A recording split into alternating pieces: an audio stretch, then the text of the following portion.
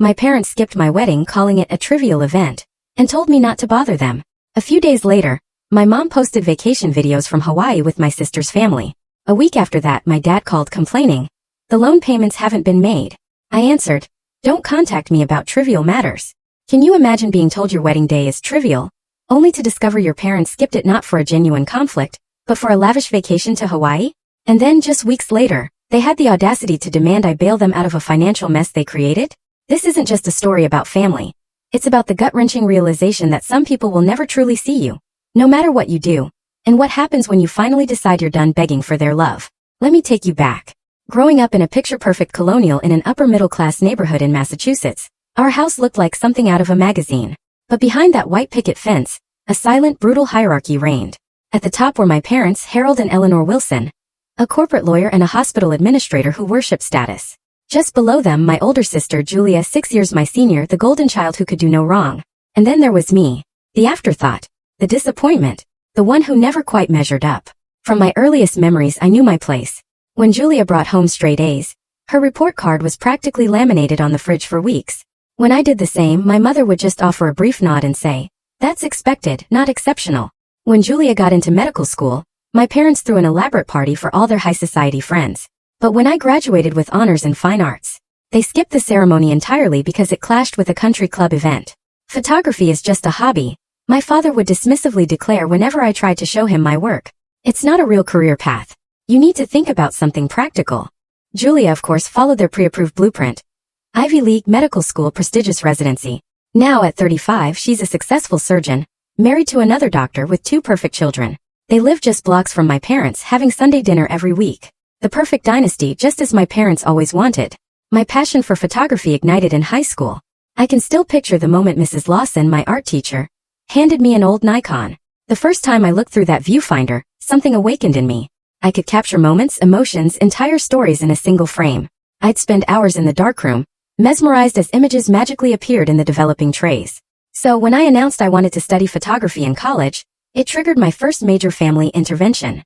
"We are not paying for you to waste 4 years learning to take pictures," my father thundered across the dining room table.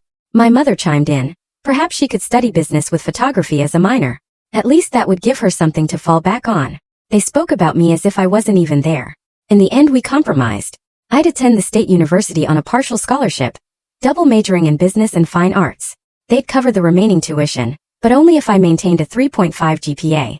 I worked harder than ever, juggling both majors, taking wedding photography gigs on weekends to build my portfolio. My roommate, Olivia, once found me editing photos at 3 a.m. after finishing business assignments. "You know, most people choose one thing to excel at," she told me. "You're killing yourself trying to please everyone." She was right. But I clung to that desperate hope of earning their approval. That hope began to truly fade during my junior year. I won a prestigious regional photography award, and the local newspaper even ran a feature on me and my work. I excitedly sent the clipping to my parents, thinking finally they'd see my talent. My mother called that evening. "I saw your little article," she said, her tone utterly flat. "It was nice. But did you see that Julia just published her research in the New England Journal of Medicine? We sent you the link last week." I had seen it. I'd even sent Julia a congratulatory bouquet. But no one had mentioned my achievement to her, or sent me so much as a text. After college, I worked at a marketing firm to appease them, building my photography business on the side. For 3 years I saved every penny, lived in a tiny apartment with 2 roommates, and worked 7 days a week. When I finally had enough clients and savings to leave my corporate job and pursue photography full-time, my father called it career suicide. "You are throwing away a stable income to chase a pipe dream," he sneered. "Don't come crying to us when you fail." But I didn't fail. Over the next 7 years, I built a wildly successful wedding and portrait photography business. I specialized in capturing authentic, emotional moments, not stiff, posed shots. My calendar filled a year in advance, and I eventually hired 2 assistant photographers. I bought my own small condo, created a beautiful portfolio, a professional website, and even won several international photography awards. My parents never acknowledged any of it. At family gatherings, my mother would proudly update everyone on Julia's latest accomplishment, but introduce me simply as my younger daughter, with no mention of my career. I once overheard her telling a friend that I was still figuring things out, as if I were an aimless 20-year-old, not a thriving business owner. It was during one of my wedding shoots that I met Noah.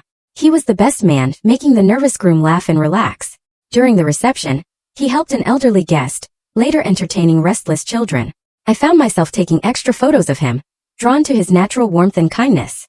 When he approached me as I was packing up, I felt uncharacteristically nervous. "So you're the one who sees everything," he said with a smile. "That's my job," I replied. "To notice the moments others might miss." "Well, I noticed you too," he said, handing me his number. "In case you ever want to be on the other side of the camera."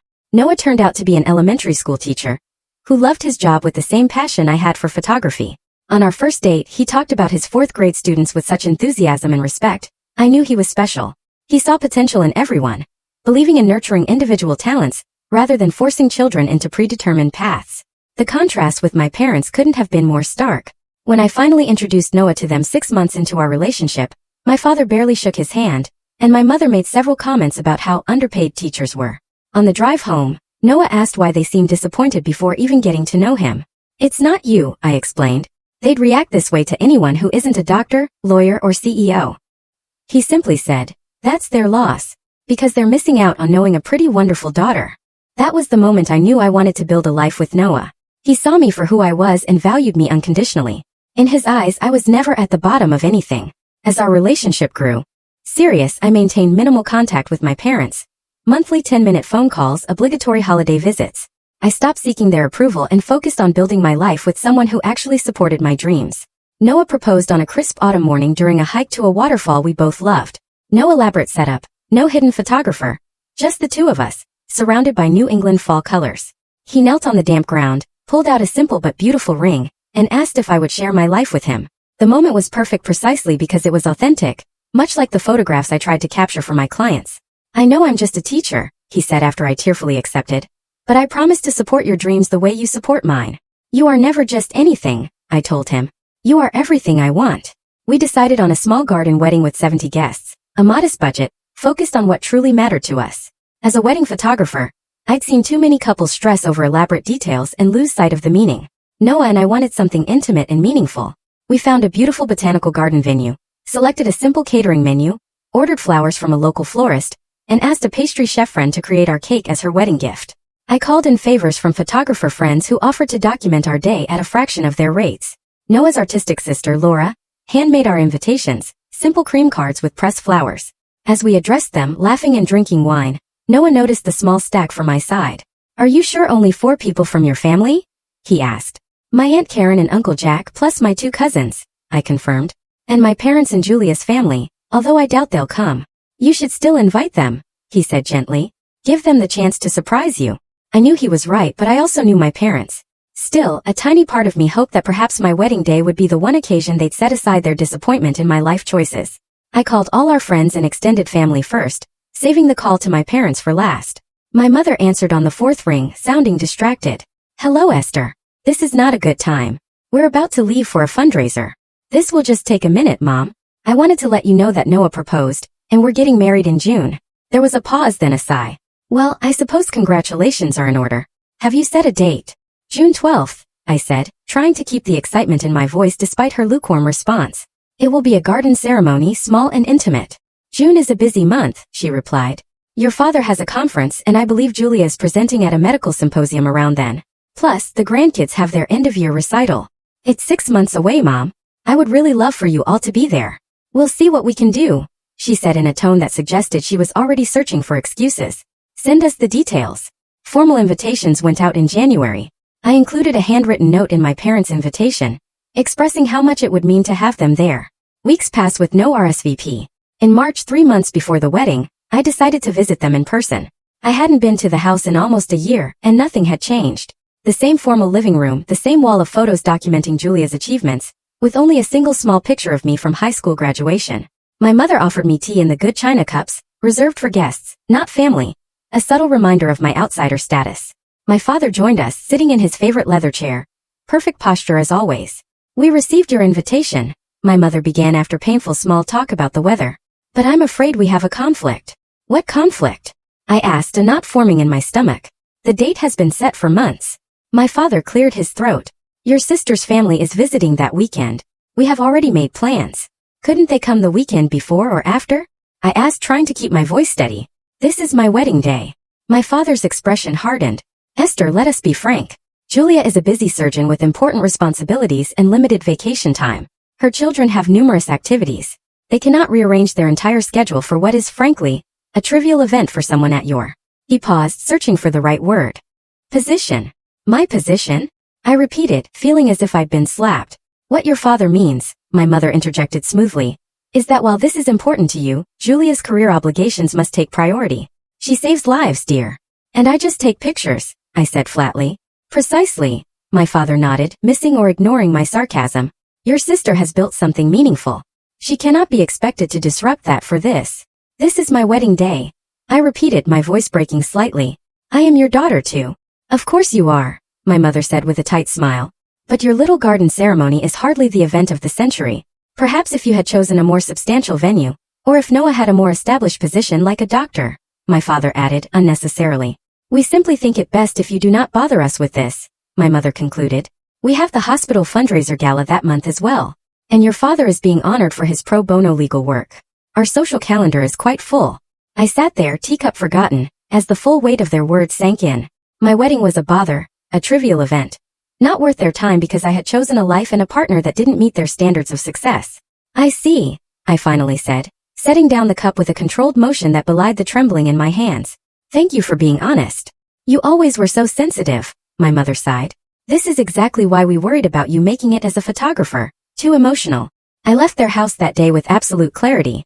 For 3 decades I had been hoping for them to see me, to value me, to love me unconditionally, but they never would. I was a perpetual disappointment because I had chosen fulfillment over status, happiness over their definition of success. In the car I called Noah and told him everything through tears. I will be your family now, he promised. And my parents already love you more than their actual children. It was true. Noah's parents, a retired librarian and high school science teacher, had welcomed me with open arms. They asked genuine questions about my photography, displayed my work in their home, and never once suggested their son could have done better. I decided then that my wedding would proceed without my parents or sister. I would not spend another moment trying to earn the approval of people who fundamentally didn't value what made me happy. June 12th arrived with perfect weather, as if the universe was compensating for my family's absence. Sunlight filtered through the garden trees, creating dappled patterns on the white chairs. Wildflowers in blue and purple, my favorite colors, lined the aisle. In the small preparation room, my friend Zoe, a professional makeup artist, worked on my face. How are you feeling? She asked. Mixed, I admitted. Happy about marrying Noah. Sad about my parents. Angry that I still care about their absence. That's normal, she assured me. It's their loss. Noah's mother knocked and entered with a small velvet box. I thought you might want something borrowed, she said warmly. These were my grandmother's pearl earrings. I wore them at my wedding too. As she helped me put them on, I fought back tears. This was what a mother should be on her child's wedding day. Present, supportive, loving. Thank you, Linda, I said, hugging her. This means so much to me. We're so happy you're joining our family officially, she replied, though you've been part of it since Noah first brought you home. My Aunt Karen and Uncle Jack had driven 6 hours to attend and stepped in to fill the parental roles my own mother and father had abandoned. Uncle Jack walked me down the aisle, his arms steady and reassuring. Aunt Karen sat in the front row where my mother should have been, beaming with genuine happiness for me. The ceremony was everything I had hoped for. Noah's vows made everyone laugh and cry. Mine were more reserved but no less heartfelt. When the officiant pronounced us husband and wife, our small gathering of friends and chosen family erupted in cheers that seemed to fill the garden and my heart completely. During the reception, I noticed several guests taking photos with their phones, despite the professional photographers I'd hired. Years of photographing weddings had taught me to hate this practice, but today I found I didn't mind. These were people who truly cared about us, wanting to capture memories in their own way. None of them were doing it for show or social media status. They genuinely wanted to remember this joyful day. As the evening wound down, Noah found me sitting alone at a table, taking a moment to absorb everything. Happy? He asked, sliding into the chair beside me. Completely, I answered truthfully. Though, I keep checking my phone. For what? He asked. I thought maybe they'd at least send a text. Even just congratulations would have been something. Noah took my hand. You know what? Let's make a pact right now. This is the last time today that we think about who wasn't here. From this moment on, we focus only on who was here, and who will be here for all our days ahead.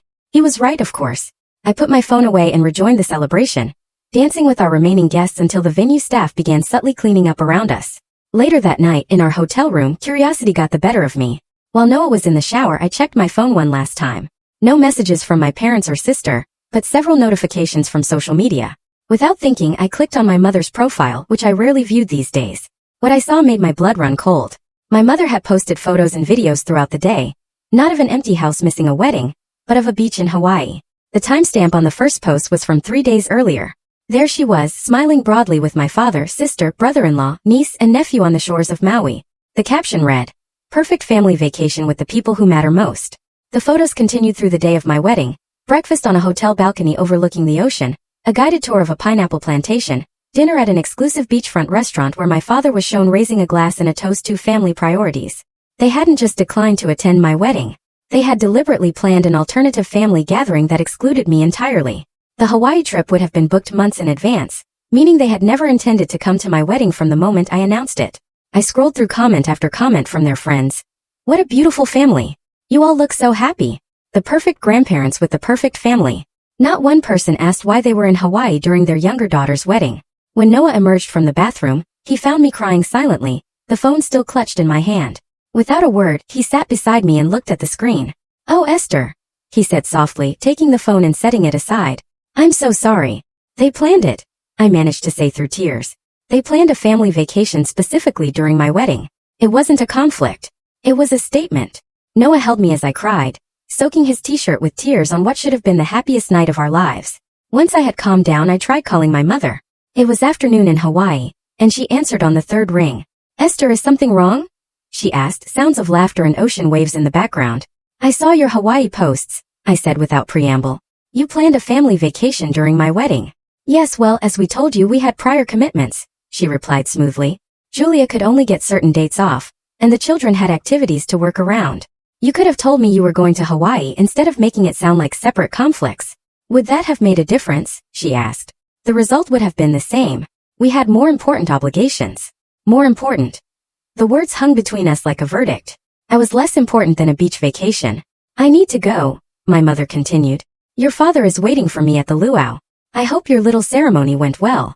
She hung up before I could respond, leaving me staring at the phone. Noah gently removed it from my grip and powered it off completely. "No more tonight," he said firmly. "Tomorrow we start our honeymoon and our life together. They don't get to ruin this for us." He was right. I had spent too many years letting my parents' disapproval shadow my happiness. Our honeymoon in Quebec was wonderful, filled with exploration, good food, and moments of pure joy. For 2 weeks, I didn't check social media or call my family. I existed fully in the present with the man who had chosen me above all others. 1 week after returning, real life resumed. I had a backlog of wedding photos to edit and clients to meet. Noah was preparing for the new school year. We were settling into our newly shared apartment. I was at an engagement photo session in the public garden when my phone began buzzing repeatedly. I ignored it until the shoot was complete, then checked to find 7 missed calls from my father and 3 voicemails. My father never called me, let alone multiple times. The first voicemail: "Esther, call me immediately about the Madison property loan." The second, an hour later, was more urgent. "This is serious, Esther. The bank has been sending notices. Call me back." The third, just 20 minutes old, was openly panicked. "The loan payments have not been made. They are threatening legal action. Call me right away." My stomach dropped as I realized what this was about. 3 years earlier, when I was still desperate for my parents' approval, my father had asked me to co-sign a loan for a small commercial property. The Madison building was supposed to be a sure thing. "It's just a formality," he had assured me. "Your name on the paperwork helps with some tax advantages, but I will handle everything. All payments, all paperwork. You won't need to worry about a thing." Against my better judgment, I had signed. It was one of the few times my father had ever included me in any aspect of his business, and I had been pathetically grateful for the recognition. Noah, whom I was just starting to date at the time, had gently suggested I get everything in writing. But I had been afraid that showing such distrust would close this rare door to paternal approval. Now it seemed there was a problem. I finished packing my equipment and called my father from a park bench. "Finally," he answered on the first ring. "Where have you been?" "This is an emergency." "I was working, Dad," I replied. "What's going on with the Madison loan?" "The management company I hired has been incompetent," he said, anger evident. "The building has been half empty for months, and they failed to inform me. The rental income has not been covering the loan payments." "But you've been making the payments anyway, right?" I asked, already knowing the answer from his panicked messages.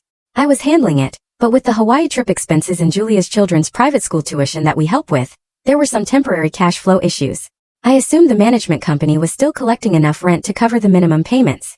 "How many payments have been missed?" I asked, my professional calm masking the growing panic I felt. 3, he admitted. "The bank sent notices, but they were going to the building address, not our home.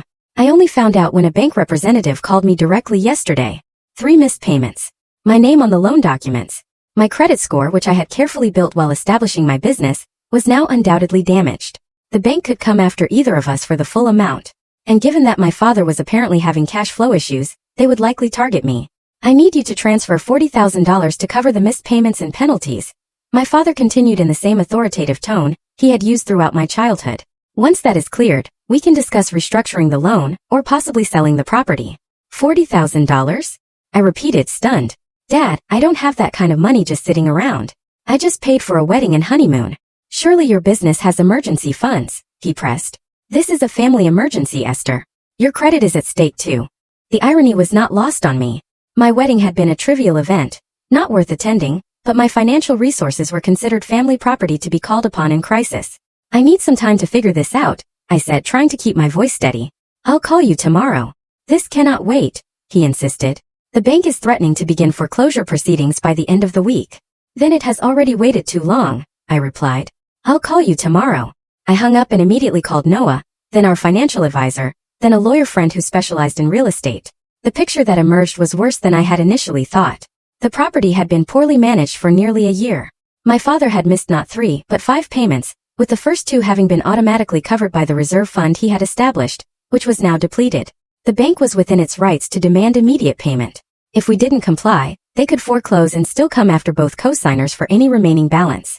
Furthermore, my credit score had already dropped nearly 100 points, potentially affecting everything from our ability to refinance our mortgage to the interest rates on our credit cards. That night, Noah and I sat at our kitchen table surrounded by financial documents. I can't believe he let it get this bad before telling me, I said, rubbing my temples. And the timing right after they skipped our wedding for a luxury vacation that apparently contributed to their cash flow problems. It seems like more than a coincidence. It does, Noah agreed. The question is, what do we do now? We had options, none of them particularly good. We could liquidate a portion of my business savings, essentially rewarding my father's irresponsibility. We could try to force the sale of the property quickly, potentially at a loss. Or we could let it go to foreclosure, which would damage my credit for years, but might be financially better in the long run. I need to understand why this happened, I said finally. Before I decide anything, I want the full picture. The next morning, I met with our financial advisor again, armed with all the questions I should have asked 3 years ago.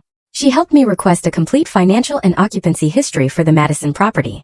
What we discovered was troubling. The building had never been fully occupied.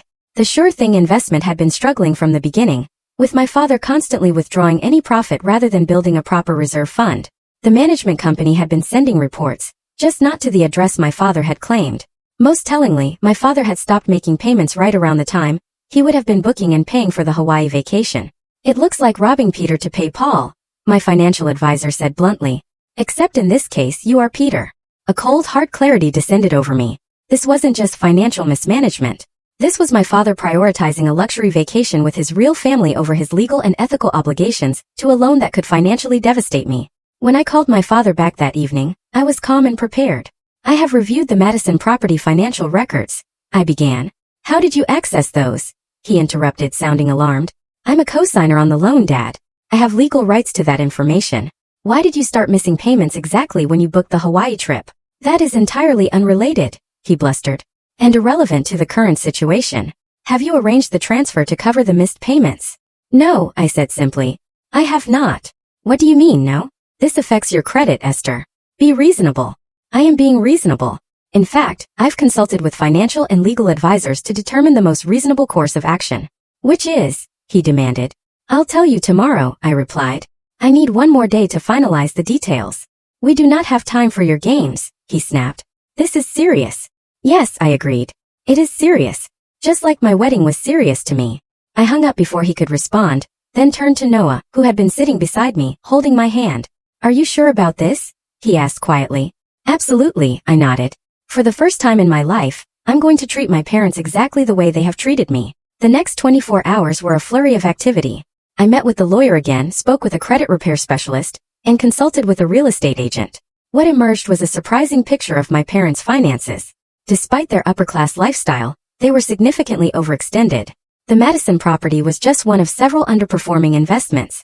They had taken out a second mortgage on their home to help Julia buy her house. They were contributing substantially to my niece and nephew's private school tuition and extracurriculars, and maintained memberships at 2 exclusive clubs that cost thousands annually. In short, they were living beyond their means while projecting an image of success. The Hawaii vacation had been charged to a credit card already near its limit. My father's law practice was losing clients. My mother had recently reduced her hospital hours, but not her spending. They weren't on the verge of bankruptcy, but they were far from the secure position they had always projected. And now they expected me, the daughter they had dismissed and devalued, to bail them out. Armed with this knowledge and a clear plan, I called my father exactly 24 hours after our last conversation. Finally, he answered. Tell me you have the money ready to transfer. I do not, I replied calmly. Esther, this is no time for petty revenge because we missed your wedding. This is a financial emergency. Do not contact me about trivial matters, I said, using the exact words and dismissive tone my mother had used about my wedding. There was a moment of shocked silence on the other end. What did you just say? He finally sputtered. Trivial matters, I repeated. Like loan payments or foreclosures or credit scores. They are trivial compared to the important things in life. Wouldn't you agree? This is outrageous, he exploded. Your mother and I raised you better than this. We gave you everything. Except your presence at my wedding, I countered. Except your respect for my career. Except your unconditional love. That's not fair, he protested. We have always supported you. When it was convenient. When it matched your vision for me. When it didn't conflict with Julia's recital or presentation or vacation. But when I needed you to simply show up on the most important day of my life, you chose Hawaii instead. That is entirely different, he insisted. Is it? You decided my wedding was trivial. I have decided your financial emergency is equally trivial to me. We will lose the property, he warned. Your credit will be ruined. I have already spoken to the bank, I informed him. I have worked out an arrangement.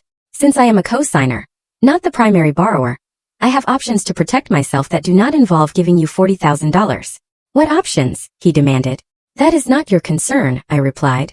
Just as my wedding was not your concern. You cannot do this to us, he said, his voice now holding a note of genuine fear. Your mother will be devastated. I imagine she will, I agreed. Just as I was devastated seeing photos of all of you in Hawaii on my wedding day. The difference is that I did nothing to deserve that pain. You, on the other hand, made a series of irresponsible financial decisions while treating me like an afterthought. We are your parents, he said, as if that single fact should override everything else. Yes, I acknowledged. And I have spent 30 years trying to earn your love and approval. I am done with that now. I will protect myself financially from your decisions, and I will no longer accept being treated as less valuable than my sister or a beach vacation. You will regret this, he warned. When you calm down and think rationally, you will see that family has to come first. I completely agree, I said. Family should come first. Remember that the next time you have to choose between a luau and your daughter's wedding. I ended the call and sat in the sudden silence of my living room. Noah, who had been beside me throughout, wrapped his arms around me. How do you feel? He asked softly. Lighter, I realized. Like I just put down something I've been carrying my whole life. The weight had been the constant effort to earn their approval. The persistent hope that someday they would value me as much as they valued Julia. Setting down that burden was both terrifying and liberating. The arrangement I had worked out with the bank was straightforward. I wouldn't be contributing any money to catch up the missed payments. Instead, I had negotiated to have my name removed from the loan in exchange for a lien against my portion of any eventual inheritance from my parents. It was an unusual arrangement that the bank had initially resisted, but my lawyer had been persistent, and my excellent business credit history had helped. My father would now have to deal with the consequences of his financial decisions without using me as a safety net. The property would likely go into foreclosure unless he could find the money elsewhere. My credit would take a hit, but with the documentation of the situation and my proactive approach, the credit repair specialist believed we could mitigate much of the damage within a year. Most importantly, I had finally stood up for myself in a way my parents could not ignore or dismiss. I had valued myself when they would not. The fallout was swift and extensive. Within 24 hours, my phone buzzed with messages from extended family members. Apparently, my parents had wasted no time sharing their version of events. My Aunt Sophia, my mother's sister, sent a lengthy text expressing her disappointment in my abandonment of family in their time of need. My cousin Robert, who had always been close to Julia, left a voicemail suggesting I was being childish and vindictive. Even my grandmother, usually neutral, called to ask if I had really refused to help your poor father with a temporary financial setback. None of them mentioned the wedding. None of them acknowledged that my parents had chosen a vacation over one of the most significant days of my life. In the narrative they were spreading, I was the ungrateful daughter who had turned her back on family loyalty over petty grievances. Julia called 3 days later. I almost declined but decided it was better to hear what she had to say. You need to fix this, she said without preamble. Dad is a mess and Mom hasn't stopped crying. Hello to you too, Julia, I replied calmly. How was Hawaii? Is that what this is about? She snapped. You're punishing them because they missed your wedding? Grow up, Esther. Life is not all about you. The irony of this statement from the sister who had been the center of our family universe for 3 decades was not lost on me.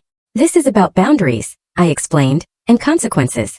Dad made financial decisions that put my credit and financial future at risk without consulting me. Then he expected me to bail him out without question, right after demonstrating how little my major life events matter to any of you. We had planned that trip for months, she argued. The kids had activities and my hospital schedule is incredibly rigid. And yet somehow you all managed to coordinate for the Hawaii trip perfectly, I said. Just not for my wedding. That was different, she insisted. Yes, it was, I agreed. One was a vacation. The other was your only sister getting married. You know what your problem is, Esther? You have always been jealous of me, of my success, my family, my relationship with Mom and Dad. This is just your way of getting attention. I don't want their attention anymore, Julia. I just want to be treated with basic respect, which apparently is too much to ask. Did you know Dad used the Hawaii trip money instead of making loan payments that my name is on? That he put my financial future at risk so you could all have my ties on the beach? That's not what happened, she protested, though with less certainty. Ask him, I suggested. Ask for the bank statements and payment records. See when the payments stopped and when the Hawaii trip was booked. There was silence. Look, I continued more gently. I have never been jealous of you. I chose a different path that makes me happy. All I ever wanted was for them to respect that choice and show up for the important moments the way they always have for you. Is that really so unreasonable? I have to go, she said abruptly. The kids need dinner. We'll talk about this later. But we didn't talk about it later. Julia retreated into silence, neither defending me nor attacking me directly. She had always avoided conflicts that didn't directly benefit her. Noah was my rock. Throughout the family drama, he never once suggested I reconcile for the sake of peace or give in to the mounting pressure. Instead, he helped me document everything carefully. When I worried I was being too harsh, he gently reminded me of all the years I had accepted their dismissive treatment. You are not cutting them off, he pointed out. You are just requiring the same respect you give them. That is healthy, not harsh. To my surprise, a few family members actually reached out in support, once they heard my side of the story. My Aunt Karen, who had walked me down the aisle, called to tell me she was proud of me. Your mother has always played favorites, she said bluntly. I love my sister, but she has done you no favors by treating you as less than. It's about time someone called her on it. My cousin Danielle, who had distanced herself from family gatherings years ago, sent a simple text. Welcome to the other side. It's lonely sometimes but much healthier. Call me if you need to talk to someone who gets it. Even my Uncle Peter, my father's brother, who rarely involved himself, emailed to say that while he took no sides, he had always admired my independence. These unexpected allies helped balance the chorus of relatives insisting I should forgive and forget for the sake of family harmony. They reminded me that standing up for myself was not selfish or vindictive, but necessary and long overdue. Meanwhile, I threw myself into building my business and my marriage. The photography studio expanded, adding a third associate photographer, and moving to a larger space. Noah received a promotion to lead teacher at his school, developing a new arts-integrated curriculum. We renovated our apartment, creating a home that reflected both our personalities. We traveled, built friendships with other couples who supported our goals. In short, we created the loving, supportive environment I had never experienced growing up. Our home became a place where achievements were celebrated regardless of field, where setbacks were met with encouragement, and where love was never conditional on meeting someone else's standards. 6 months after the confrontation with my father, I received a formal letter from the bank confirming my name had been removed from the Madison property loan. The property had not gone into foreclosure after all. Somehow, my father had found the funds to catch up the payments. My credit score was recovering slowly but steadily. Most importantly, I was healing emotionally. The therapist I had started seeing after the wedding helped me work through the complex grief of essentially losing my family of origin while building my family of choice. She helped me see that my parents' inability to value me was their limitation, not a reflection of my worth. You cannot make someone love you the way you need to be loved, she told me in one powerful session. But you can stop accepting less than you deserve. It was a painful lesson but a necessary one. For the first time in my life, I was defining my worth on my own terms. 1 year after our wedding, Noah surprised me with a weekend getaway to celebrate our anniversary. He chose a charming bed and breakfast in a coastal town, knowing my love of ocean photography. As we toasted our first year of marriage, I realized how much had changed. Not just externally but internally. I was calmer, more confident, less driven by the need to prove myself. What are you thinking about? Noah asked. How different I feel now compared to last year, I replied. Like I finally stopped running. Running to catch up, to be good enough, to earn approval that was never going to come, no matter how fast or far I ran. He squeezed my hand. You were always enough. I'm just glad you can see it now too. My relationship with my parents had settled into a new pattern. After months of either angry messages or complete silence, my mother had reached out around the holidays with a carefully neutral email. I had responded politely but firmly that we would be spending the holiday with Noah's family. Since then, we had established what my therapist called civil distance. Occasional emails or brief phone calls that remained on safe topics. No discussions of my business successes or their financial situation. No mentions of Julia. It was superficial but manageable. A relationship built on mutual politeness, rather than authentic connection. I had accepted that this was likely all we would ever have. My parents were too set in their values and perceptions to truly change, and I was no longer willing to contort myself to fit their expectations. The distance between us was the natural consequence of 30 years of conditional love, meeting its first real boundary. What surprised me was how much peace I found in this acceptance. The constant ache of seeking approval had been replaced by the quiet confidence of knowing my own worth. I still had moments of sadness about what might have been, but they no longer overwhelmed me or defined my days. My business continued to thrive. A prestigious wedding magazine featured my work, calling my style revolutionary in its emotional honesty. The feature brought in a wave of new clients. Noah and I had started discussing children, a conversation that brought both excitement and anxiety. I worried about repeating patterns, about somehow transmitting the conditional love I had experienced. But you are not your mother, my therapist reminded me. You have done the work to recognize those patterns. That awareness alone is a powerful preventative. She was right. The very fact that I worried meant I was unlikely to do so unconsciously. Noah and I were building our relationship and potential future family on a foundation of acceptance and support. In March, just as we were seriously considering starting a family, my Uncle Jack passed away unexpectedly. His funeral was the first time I would see my parents and sister face to face since the confrontation over the loan. I considered not attending, but Uncle Jack had been one of the few family members who had consistently shown up for me. He deserved to be honored. Noah and I flew to Chicago, booking a hotel to maintain some emotional distance. My parents arrived just before the service began, looking older than I remembered. They nodded stiffly in my direction but made no move to approach. Julia and her family sat with them in the front row, while Noah and I chose seats several rows back with my Aunt Karen. After the service, during the reception at my aunt's house, I was helping arrange food in the kitchen when my mother entered. We stood awkwardly for a moment. Your photography business seems to be doing well, she said. I saw the magazine feature. I was surprised she knew. Yes, it has been a good year professionally. Your father and I are selling the house, she continued, rearranging cookies unnecessarily. It's too big for just the two of us now. I'm sorry to hear that, I said, unsure what response she wanted. We found a nice condo closer to Julia's family.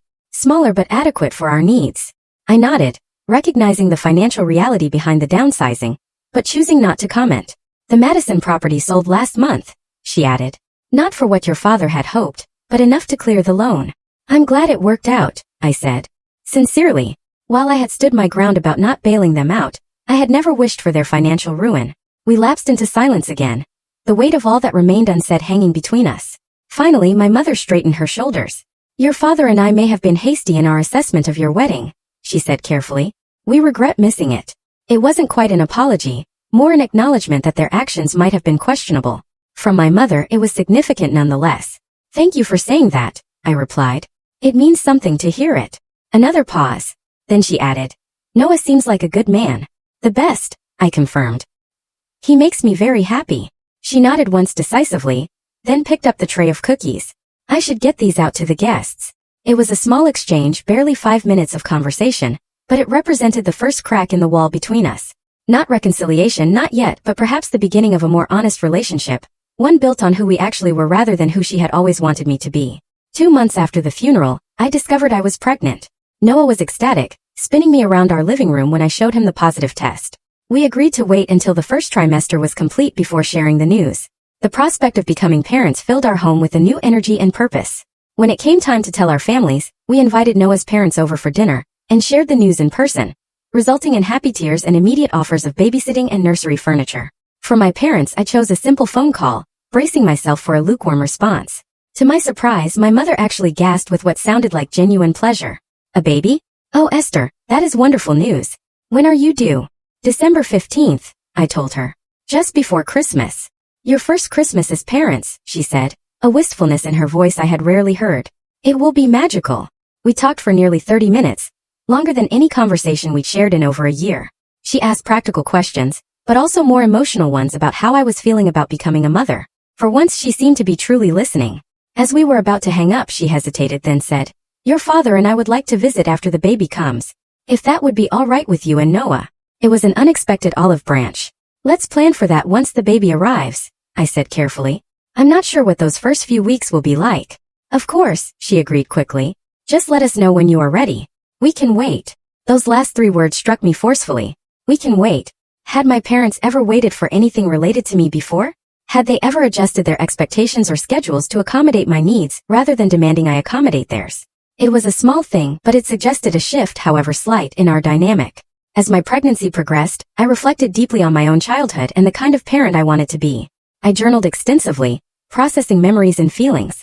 My therapist helped me distinguish between the patterns I wanted to break and the values I wanted to maintain. One entry during my 7th month particularly captured my journey. I used to think love was something you earned through achievement, appearance, or compliance. That belief shaped every relationship in my life until Noah showed me that real love is about being seen and accepted exactly as you are. My child will never have to earn my love. They will have it from their first breath. Regardless of their talents, choices, or path in life, they will know with absolute certainty that while I may not always understand them, I will always, always love them. That is my promise and my healing. The day our daughter Lily was born was the most transformative of my life. The moment they placed her in my arms, tiny and perfect with a head of dark hair, I understood love in a way I never had before. It was instantaneous, unconditional, and overwhelming in its intensity. I would have done anything, given anything to protect and nurture this miraculous being. Noah was a natural father, confident and gentle. His parents visited the hospital, bringing tiny handmade booties and tears of joy. My Aunt Karen and cousin Danielle came the next day with practical gifts and offers of help. Once we got home, my parents waited as promised. 2 weeks after Lily's birth, when we had established something resembling a routine, and I felt ready for more visitors, I called to invite them to meet their granddaughter. They arrived bearing gifts that showed more thought than I had expected. A beautiful handcrafted wooden music box, a collection of classic children's books, a tiny silver bracelet that my mother explained had been hers as a baby. "It should stay in the family," she said. "For your daughter now." Watching my father hold Lily with uncharacteristic tenderness, I saw a side of him I had never witnessed. His usual stiff formality melted away as he gently rocked her, murmuring nonsense words when she fussed. "She has your eyes," my mother observed. "The same shape." "Noah thinks she has my stubborn chin too," I replied with a smile. "That will serve her well," my father said unexpectedly. Determination is a valuable trait. It was perhaps the first time he had ever framed my stubbornness as a positive quality. I met his eyes over Lily's head and saw something new there. Not quite approval, but recognition. Acknowledgement of who I was rather than disappointment in who I was not. Our relationship remained complex and sometimes strained. Old patterns didn't disappear overnight, and there were still moments of tension and misunderstanding. But Lily created a bridge between us, a common ground of love that transcended past hurts. I set clear boundaries about their involvement, establishing from the beginning that while they were welcome in Lily's life, Noah and I would make all parenting decisions. To my surprise, they largely respected these boundaries, perhaps understanding that their access to their granddaughter depended on respecting her parents. 2 years have passed since that confrontation over the loan. My business continues to thrive. My marriage grows stronger each day, and my daughter fills our home with joy and wonder. My relationship with my parents is neither perfect nor completely healed, but it is more honest than it has ever been. I no longer seek their approval or measure my worth through their eyes. I have built a life defined by love rather than achievement, by connection rather than competition. It turns out that standing up for yourself isn't just about the moment of confrontation, but about the life you create afterward on your own terms and according to your own values. If my story teaches anything, it is that your worth is inherent, not earned. That healthy relationships require mutual respect, not one-sided accommodation. That sometimes the most loving thing you can do for yourself is to say no to those who cannot see your value. And that trivial events like weddings and loan payments often reveal the most profound truths about who truly matters in our lives, and how we should allow ourselves to be treated. Have you ever had to set boundaries with family members who didn't value you or your choices? What helped you find the courage to stand up for yourself? Thanks for watching. Take care. Good luck.